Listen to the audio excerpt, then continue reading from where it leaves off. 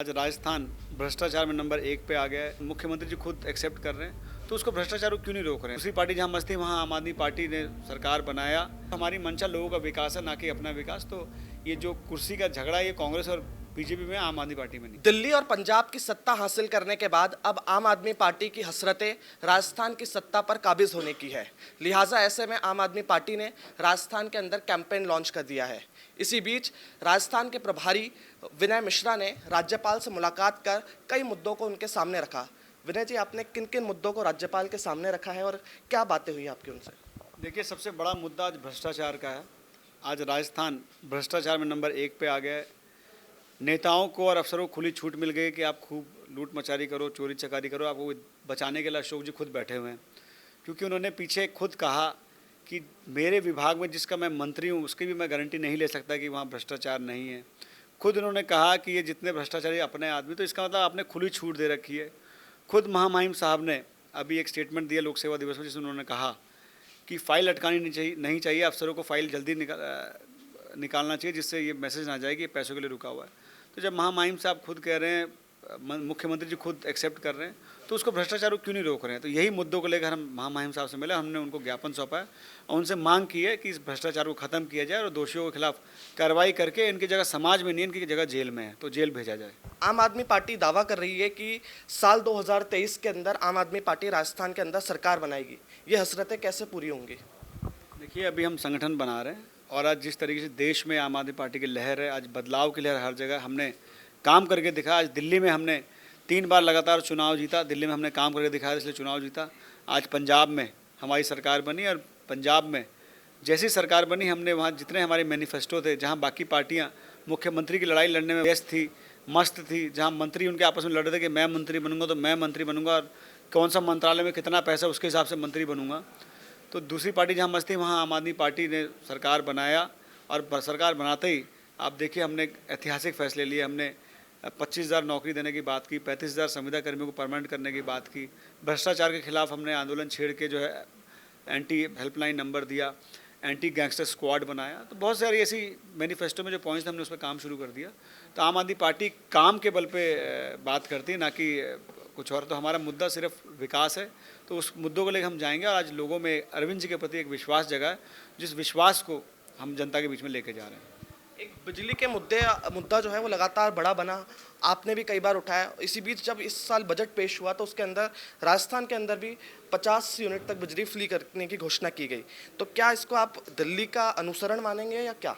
देखिए, इस बिजली के लिए अगर कोई व्यक्ति अगर जिसको धन्यवाद करना चाहिए, तो माननीय मुख्यमंत्री श्री अरविंद केजरीवाल जी को करना चाहिए। क्योंकि पहले आप ये मैनिफेस्टो में बिजली कहीं मुद्दा नहीं होता था, स्कूल कहीं मुद्दा नहीं होता था, अच्छे अस्पताल कहीं मुद्दे नहीं होते थे। मुद्दे अरविंद जी लेके आए और आज मुद्दों पे अगर इस देश में बात हो रही है तो उसका क्रेडिट अरविंद जी को जाता है। आज पहले यही भाजपा के लोग हमारी हंसी उड़ाते थे और ये फ्री फ्री फ्री पे खिल्ली उड़ाते थे, जबकि इनके नेता, इनके एमएलए एमपी खुद फ्री बिजली ले रहे, तो वो उस पर इनको दुख नहीं है। लेकिन अगर आम जनता को वो सुविधा मिले तो उस पर इनको दुख होता है। तो हमने आम जनमानस की जो पीड़ा थी, उस पीड़ा को ख़त्म करके उनका पैसा उन तक वापस पहुंचाया है और आज बाकी सरकारें भी उसका अनुसरण कर रही है, तो उसका स्वागत है। लेकिन मैं कहता हूं, जब आपका असली अरविंद केजरीवाल है तो डुप्लीकेट की जरूरत नहीं है। आप अरविंद केजरीवाल की सरकार लाओ, क्योंकि बिजली मुफ्त देकर सरकार को प्रॉफिट में लाना वो अरविंद केजरीवाल जी को आता है। तो इसलिए अरविंद केजरीवाल, आम आदमी पार्टी की सरकार बनाओ, हम आपको बिजली मुफ्त भी देंगे और आपका जो बजट डेफिसिट है उसको भी पूरा करके आपको एक भ्रष्टाचार मुक्त सरकार देंगे। 2 साल पहले राजस्थान के अंदर जो सियासी संकट आया, उस सियासी संकट के बाद खूब भागदौड़ मची, होटलों के अंदर सरकार रही और उसके बाद आज की एक तस्वीर है, मंत्रिमंडल विस्तार करके किसी न किसी तरह उसको शांत करने की कोशिश की गई।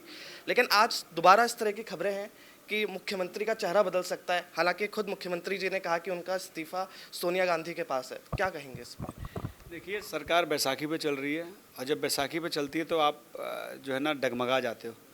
तो आज सरकार बैसाखी पे चल रही है, ये सिर्फ और सिर्फ अपनी कुर्सी बचाने पे लगे हुए हैं। और कांग्रेस में अशोक गहलोत जी अपनी कुर्सी बचाने पे लगे हुए हैं, सचिन जी उनकी कुर्सी हिलाने पे लगे हुए हैं। आज कांग्रेस की मंशा राजस्थान प्रदेश की लोगों के प्रति सोच नहीं है, उनकी मंशा अपनी कुर्सी के प्रति सोच है, अपने परिवार के प्रति सोच है।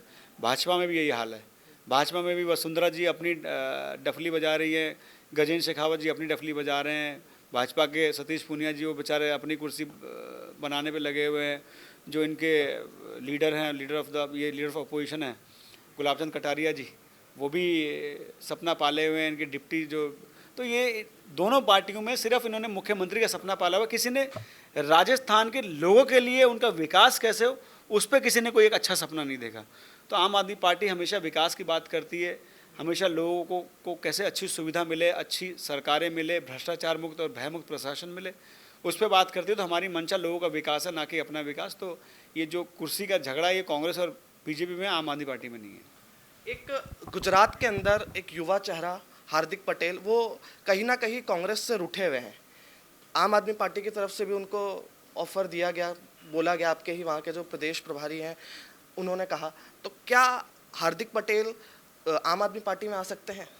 देखिए, ये गुजरात की बात गुजरात के लोग बताएंगे, बट मैं एक बात कहना चाहूँगा, ये यंग टैलेंट्स को कैसे ख़त्म करना है राहुल जी बहुत अच्छे से जानते हैं। अपनी पार्टी ज्वाइन कराते हैं, उसको ख़त्म ही कर देते हैं। और बहुत जल्द आप देखेंगे इनको पीके की बैसाखी की ज़रूरत पड़ रही है। लेकिन आप देखिए, इनके बहुत सारे युवा नेता जो अच्छे नेता थे वो दूसरी पार्टियों में चले गए। और कल परसों में भी सुन रहा हूँ कि एक इनके अच्छे युवा नेता और अच्छे देश का जिन्होंने नाम किया वो आम आदमी पार्टी ज्वाइन कर रहे हैं। तो उसकी भी आपको डिटेल्स कल मिल जाएंगे। तो कांग्रेस ने हमेशा यंग टैलेंट को ज्वाइन करके ख़त्म करने का काम किया। हार्दिक जी उसी में से एक जुझारू नेता थे, लेकिन कांग्रेस ने उनका जो किस तरीके से उन पर अत्याचार किया वो हार्दिक जी खुद बताएंगे। बाकी उनकी ज्वाइनिंग ना ज्वाइनिंग उनकी अपनी इच्छा है, पर आम आदमी पार्टी हमेशा अच्छे लोगों को साथ लेकर चलना चाहती है। आपने यंग टैलेंट की बात की, राजस्थान की अगर हम परिप्रेक्ष्य में बात करें तो क्या सचिन पायलट आम आदमी पार्टी में आ सकते हैं, या आपके कोई कांटेक्ट, कुछ संपर्क, कुछ बातचीत? अभी इसमें बहुत जल्दबाजी होगी कुछ भी निर्णय लेना, क्योंकि ये केंद्रीय नेतृत्व इसका फैसला करेगा। तो इसका सही जवाब सही समय आने पे आपको दूंगा। एक कहीं ना कहीं पंजाब में आपके ऊपर आरोप लग रहे हैं कि जो दिल्ली है, दिल्ली से सरकार आपकी चल रही है पंजाब के अंदर, वहाँ पे कठपुतली है। इसका जिक्र खुद जो पूर्व पीसीसी चीफ नवजोत सिंह सिद्धू है उन्होंने भी किया था। तो क्या ऐसा दूसरे राज्यों में भी अगर सरकार बनेगी तो ऐसा कुछ होगा? मैं तो आपको कहता हूँ, नवजोत सिंह सिद्धू को सीरियस लेते क्यों हो? वो लाइफ में सीरियस कब है? उनकी बातों पे आप चर्चा करो, उनको तो उनकी पार्टी सीरियस नहीं ले रही, तो आप मेरे से उनके बारे में क्यों सवाल करो? वो कुछ भी कहते रहे, हमें कोई फ़र्क नहीं पड़ता। हम अच्छी सरकार दे रहे हैं, भगवंत मान जी अच्छा काम कर रहे हैं। और अगर वो सीख रहे हैं दिल्ली से, अगर दिल्ली में अच्छे काम हुए, कहीं भी अगर सीख के अगर उसका अनुसरण किया जाए तो उसमें कोई खराबी नहीं है। और सिद्धू जी को वैसे भी राजनीति का राखी सावंत कहा जाता है, तो उनके बारे में क्या बात करनी, उनको छोड़ दो। उनकी पार्टी उनको सीरियस नहीं ले रही, उनका परिवार सीरियस नहीं ले रहा, उनके क्षेत्र के लोग सीरियस नहीं ले रहे, तो हमसे आप क्या चर्चा कर रहे हैं? चलिए, आखिरी सवाल, राजस्थान के अंदर किस तरीके से संगठन खड़ा करने की कोशिश कर रही है आम आदमी पार्टी, और इसके लिए क्या कदम उठा रही है, और लोग किन लोगों का आपका मेन टारगेट है जिनको आप जोड़ना चाह रहे हैं, और कौन है वो? देखिए, राजस्थान में जहाँ तक संगठन की बात है तो फिलहाल हम 3 चरण में काम कर रहे हैं। पहले चरण में हम जोनल वाइज, संभाग वाइज हम जा रहे हैं। सातों संभाग में जो हमारे जो चुनाव लड़ चुके हैं, जो विधानसभा प्रभारी, जो लोकसभा और जिला संगठन के लोग थे, उनसे हम मिल रहे हैं। और साथ साथ नए वॉलंटियर्स भी हम साथ साथ जोड़ रहे हैं।